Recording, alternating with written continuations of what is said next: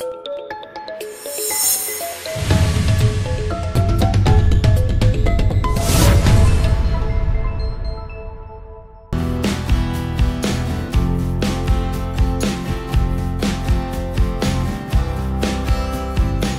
Changer కథ ఏమిటో తెలుసుకోవాలన్న క్యూరియాసిటీ అభిమానుల్లో అంతకంతకు పెరుగుతోంది. ఇందులో చరణ్ కలెక్టర్గా కనిపిస్తారని, ఐఏఎస్ టర్న్డ్ సీఎంగా మారే యువకుడిగా చరణ్ నటిస్తున్నాడని టాక్ వినిపించింది. బహుశా నిజ జీవిత సంఘటనల నుండి ప్రేరణ పొంది రూపొందించిన కథాంశం ఇదని ఊహాగానాలు సాగుతున్నాయి.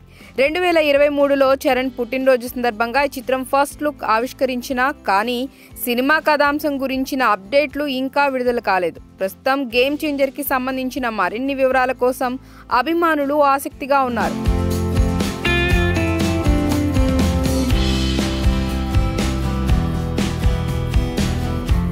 రకరకాల కారణాలతో గేమ్ చేంజర్ ప్రాజెక్టులో జాప్యాలు ఉన్నా కానీ చిత్ర బృందం సినిమా విజయంపై నమ్మకంగా ఉంది. కథాబలంపై టీంకి నమ్మకం ఉంది. సినిమా అవుట్పుట్ ఇతర విషయాలపై సంతృప్తిగా ఉన్నారని తెలుస్తోంది. గేమ్ చేంజర్కి శంకర్ లాంటి స్టార్ డైరెక్టర్ పనిచేస్తున్నారు. ఇది క్యూరియస్ ఎలిమెంట్. అతడు సమాజంలోని రుగ్మతలపై యుద్ధం చేసే, సామాజిక ఆందోళనలను పరిష్కరించే, భావోద్వేగాలతో కూడిన కథలను రూపొందించడంలో నిపుణుడు. గేమ్ చేంజర్లో కంటెంట్ దీనికి ఏమాత్రం తీసిపోదు. జెంటిల్మెన్, ఒకే ఒక్కడు తర్వాత మళ్ళీ అదే జానర్లో భారీతనం నిండిన ప్రత్యేకమైన సినిమా ఇదని అంచనా వేస్తున్నారు.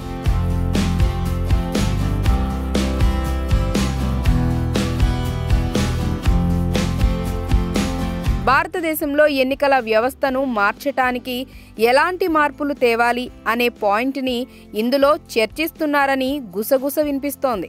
ఎన్నికల ప్రక్రియల సంక్లిష్టతలను, ఓటింగ్ ఫలితాలను ప్రభావితం చేయటానికి ఓటర్లను తారుమారు చేసే ప్రయత్నాలపైన ఈ సినిమా అవగాహన పెంచుతుంది. ఇది నేటి ప్రపంచంలో అత్యంత సందర్భోచితమైన అంశం.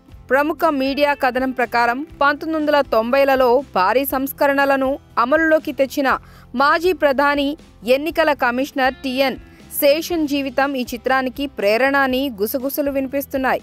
శేషన్ సృజనాత్మకత, ఆలోచనల ఫలితంగా భారతీయ ఎన్నికలు విప్లవాత్మకంగా మార్పులకు లోనయ్యాయి.